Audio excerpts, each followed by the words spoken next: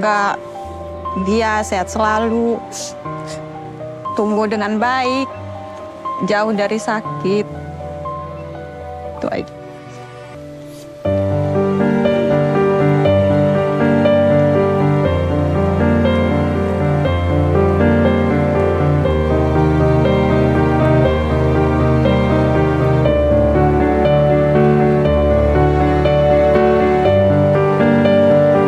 Setiap kali kita bicara tentang masa depan Indonesia, kita sering membayangkan kota-kota modern yang tumbuh secara signifikan, ekonomi digital, atau ambisi untuk menjadi kekuatan besar dunia di tahun 2045. Namun ada satu realitas yang sering luput dari perayaan tersebut, sebuah pondasi yang lebih penting untuk menentukan masa depan kita. Letaknya bukan pada infrastruktur, melainkan di dalam sel-sel otak anak-anak kita. Secara definisi, stunting merupakan kondisi gagal tumbuh yang terjadi pada balita. Hal ini disebabkan karena kehilangan gizi dan nutrisi esensial yang dibutuhkan untuk membentuk kecerdasan sang anak. Secara biologis, 1000 hari pertama atau sejak janin hingga usia 2 tahun kehidupan adalah masa keemasan di mana 80% struktur otak dibentuk. Otak kita terdiri dari miliaran sel saraf yang disebut sebagai neuron. Namun neuron sendiri tidak berguna jika tidak saling terkoneksi. Cara mereka terkoneksi adalah melalui sinapsis, yaitu titik temu atau jembatan antar neuron. Coba kita bayangkan sebuah pemukiman besar tapi hanya punya satu jalan setapak kecil, bukan jalan raya yang besar. Jika nutrisi seperti protein, zat besi, asam lemak tersedia cukup, maka semakin banyak sinapsis yang terbentuk dan menguat. Hal ini membuat seseorang cepat dalam memproses informasi, mengendalikan emosi, atau memecahkan masalah yang rumit. Sebaliknya, jika gizi tersebut kurang secara kronis, tubuh akhirnya melakukan manajemen krisis. Akibat energi dan nutrisi yang sangat terbatas, tubuh terpaksa memilih apakah nutrisi yang ada dipakai untuk detak jantung atau pernafasan untuk bertahan hidup, atau untuk membangun kecerdasan.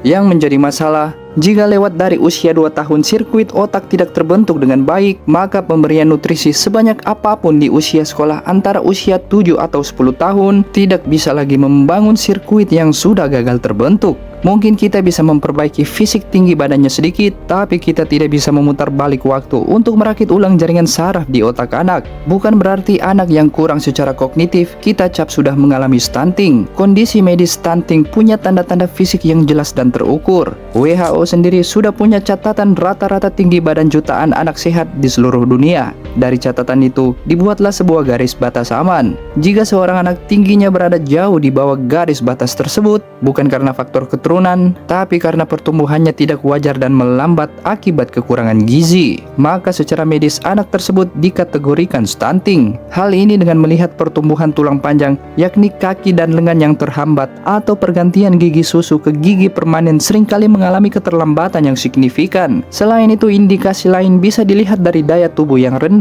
Tubuh tidak mampu membangun sistem imun yang kuat, sehingga seringkali mengalami infeksi berulang seperti diare atau infeksi saluran pernafasan. Ini akhirnya berdampak pada wajah yang tampak lesu. Kurangnya energi membuat anak kurang aktif bergerak dan justru apatis. Rambut bisa terlihat kusam atau kemerahan, dan kulit cenderung kering karena kekurangan mikronutrien seperti zinc dan vitamin A. Inilah alasan mengapa stunting disebut sebagai the silent killer. Indonesia saat ini menempati peringkat 115 dari 151 negara dalam masalah stunting. Sedangkan dalam konteks ASEAN, Indonesia berada pada peringkat 3 tertinggi. Ini membentuk kontras yang nyata. Di panggung dunia, Indonesia adalah anggota G20, yakni negara-negara berkekuatan ekonomi terbesar di muka bumi. Kita bicara soal teknologi masa depan, transisi energi, dan kekuatan pasar global. Ini membuktikan bahwa angka pertumbuhan ekonomi yang stabil tidak selalu sejalan dengan kualitas hidup rakyatnya di akar rumput. Bagaimana mungkin kita bisa bersaing dalam industri teknologi atau sains tingkat tinggi jika 1 dari 5 calon pekerja kita memiliki hambatan kognitif sejak balita? G20 butuh kecerdasan dan kualitas manusianya, bukan sekedar jumlah penduduk. Di satu sisi, banyak masyarakat mulai menganggap kondisi ini sebagai hal yang normal. Kita sering melihat anak yang tubuhnya kecil, yang sering sakit-sakitan, atau yang kesulitan menangkap pelajaran di sekolah, lalu menganggapnya sebagai garis nasib, kemiskinan, atau memang kurang rajin dalam belajar. Mari kita bedah lebih dalam, mengapa dengan negeri yang penuh sumber daya alam ini, investasi gizi seringkali kalah bersaing dengan kebutuhan-kebutuhan sekunder yang sebenarnya tidak membangun masa depan, dan sejauh mana intervensi pemerintah dalam melihat hal ini.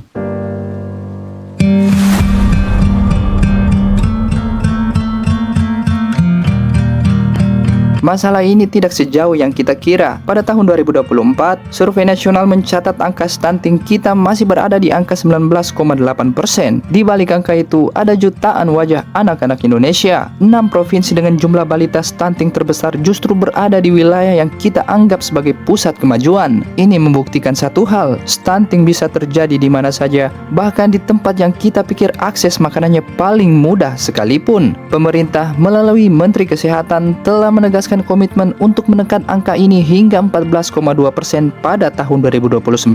Sebuah target ambisius yang butuh kerja keras. Namun pertanyaannya, mengapa di wilayah dengan perputaran ekonomi yang tinggi seperti Jawa, angka ini tetap membengkak? Sebelum seorang anak mengenal dunia luar, perjuangannya melawan stunting sudah dimulai sejak dalam kandungan. Di fase ini, perkembangan otak janin sepenuhnya bergantung pada nutrisi sang ibu. Namun bagi banyak keluarga di akar rumput, asupan gizi bukan hanya soal pengetahuan, melainkan soal daya beli. Bagaimana seorang ibu hamil bisa memenuhi kebutuhan protein dan asam folat jika anggaran belanja harian seringkali habis hanya untuk beli beras? Masalah ini menjadi semakin nyata saat bayi lahir. Masa paling kritis adalah pemberian ASI eksklusif selama 6 bulan pertama. Namun disinilah realitas sosial dan ekonomi menghantam secara bersamaan. Banyak ibu yang sebenarnya ingin memberikan ASI, namun seringkali sistem kita tidak berpihak pada mereka. Bagi jutaan ibu yang bekerja di pabrik, toko, atau sektor informal, pilihan untuk menyusui adalah sebuah kemewahan. Cuti melahirkan yang singkat dan ketiadaan ruang laktasi di tempat kerja memaksa mereka untuk menyapi anak lebih awal demi kembali mencari nafkah. Tanpa dukungan lingkungan dan edukasi yang memadai, banyak ibu merasa gagal atau merasa ASINya tidak cukup, lalu dengan cepat beralih ke solusi yang dianggap lebih praktis, susu formula. Namun beralih ke susu formula justru menjadi awal dari jebakan baru. Bagi keluarga yang pendapatannya bahkan tidak cukup untuk kebutuhan dasar, harga susu formula saat ini seringkali terasa tidak masuk akal. Satu kaleng susu standar saja bisa memakan porsi yang sangat besar dari upah harian. Disinilah praktik-praktik yang membahayakan pertumbuhan anak dimulai. Demi penghematan, takaran susu formula seringkali dikurangi atau diirit, membuat asupan gizi anak menjadi encer dan jauh dari standar kebutuhan. Lebih memprihatinkan lagi, banyak keluarga akhirnya menyerah dan beralih ke krimer kental manis atau bahkan air tajin. Mereka melihat cairan putih yang manis itu sebagai pengganti susu, padahal isinya didominasi oleh gula yang justru memicu malnutrisi kronis. Nggak dikasih apa-apa, paling minum susu ini, susu apa namanya, Passion Flat, riset saset tadi. Yang saset. Kalau adanya juga. Kondisi ini pun diperparah oleh sanitasi yang buruk. Nutrisi yang sudah susah payah dibeli dengan harga mahal bisa terbuang sia-sia jika air yang digunakan tercemar. Bayi yang terus-menerus diare akan kehilangan energinya hanya untuk melawan infeksi, bukan untuk membangun pertumbuhan otak. Jadi di balik angka stunting yang tinggi, ada jutaan ibu yang sedang terjepit. Mereka dipaksa memilih antara bekerja, membantu agar ekonomi rumah tangga tetap stabil, atau menyusui agar anak tetap sehat. Sebuah pilihan yang sebenarnya tidak seharusnya mereka ambil sendiri jika sistem perlindungan sosial dan ekonomi kita berjalan dengan semestinya. Persoalan stunting di Indonesia tidak berhenti setelah masa kritis 2 tahun terlewati. Masalah ini berlanjut menjadi sebuah budaya konsumsi yang keliru. Indonesia adalah negara kepulauan dengan garis pantai terpanjang kedua di dunia yang mampu menghasilkan protein laut, produsen tempe yang mendunia, dan penghasil telur yang melimpah. Namun di negeri kaya protein ini, kita justru menghadapi sebuah paradoks protein. Kita sedang mengalami pergeseran pola makan akibat masifnya industri makanan olahan atau makanan cepat saji. Industri ini menawarkan sesuatu yang sulit ditolak, kepraktisan dan rasa yang kuat. Jika kita melihat data di lapangan, harga sebutir telur saat ini jika diukur dari Sabang sampai Merauke berkisar antara 1.500 hingga 4.500 rupiah per butir.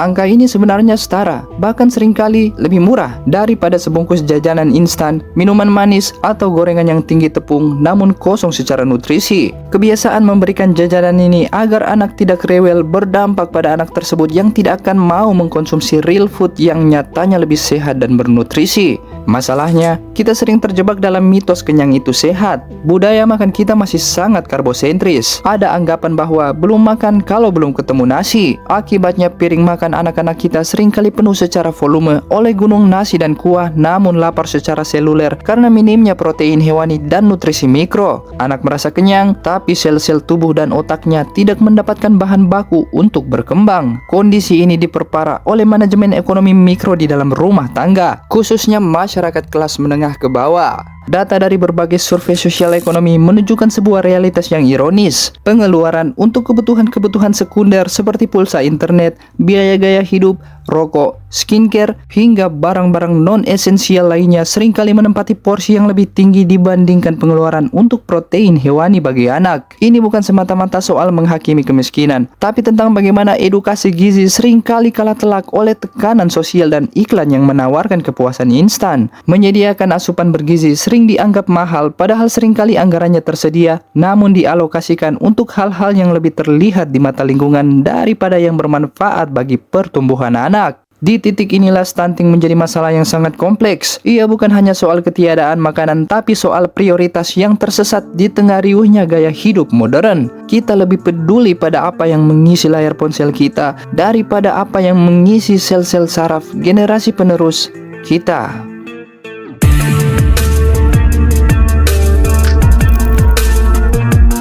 Selama bertahun-tahun, pemerintah kita sudah melakukan berbagai kampanye edukasi gizi, mulai dari penyuluhan di posyandu hingga iklan layanan masyarakat di media massa. Namun angka stunting tetap stagnan di level yang mengkhawatirkan. Mengapa? Karena bagi masyarakat yang sudah memiliki perilaku konsumsi yang mengakar, mengubah kebiasaan jauh lebih sulit. Disinilah program makan bergizi gratis atau MBG masuk bukan sebagai sekedar bantuan, melainkan sebagai sebuah intervensi struktural. Pemerintah mencoba memutus rantai kebiasaan buruk di rumah seperti budaya jajan sembarang dengan menjamin standar nutrisi minimal langsung di meja sekolah. Logikanya sederhana, jika perilaku sulit diubah lewat kata-kata, maka negara harus turun tangan memastikan nutrisi itu benar-benar masuk ke tubuh anak secara fisik. Namun niat baik ini harus berbenturan dengan realitas operasional yang seringkali pahit. Sebagai program dengan skala raksasa yang melibatkan jutaan porsi setiap harinya, MBG memiliki musuh besar, logistik yang rumit dan integritas yang rapuh. Kita tidak bisa menutup mata pada fakta di lapangan, berita tentang makanan yang sudah basi saat sampai ke tangan siswa, kualitas bahan makanan yang buruk akibat pemangkasan anggaran di tingkat bawah, hingga kasus keracunan massal yang sempat dilaporkan di beberapa daerah. Jika pengelolaannya tidak transparan, program ini beresiko menjadi ladang baru bagi penyalahgunaan anggaran. Sangat ironis jika anggaran triliunan rupiah yang seharusnya menjadi sel otak anak-anak kita justru menyusut di tengah jalan dan menyisakan porsi makan yang tidak layak. Masalah lain muncul pada aspek distribusi. Seringkali kelancaran program MBG justru lebih terlihat di kota-kota besar yang infrastrukturnya sudah mapan. Sementara itu anak-anak di pelosok seperti di pedalaman NTT atau Papua, wilayah yang paling membutuhkan intervensi ini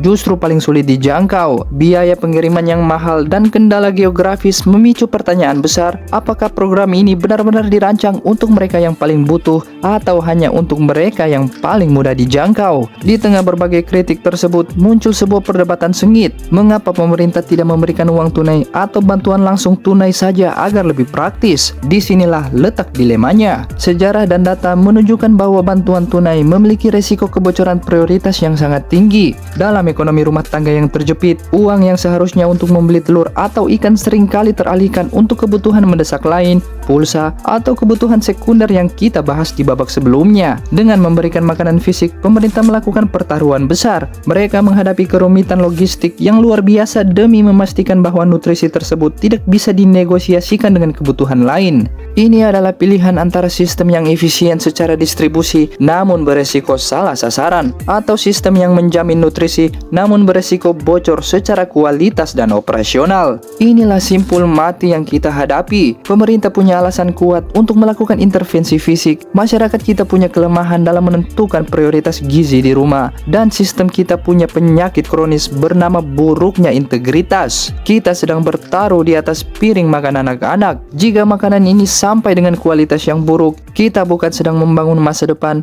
tapi sedang membuang anggaran untuk sebuah ilusi.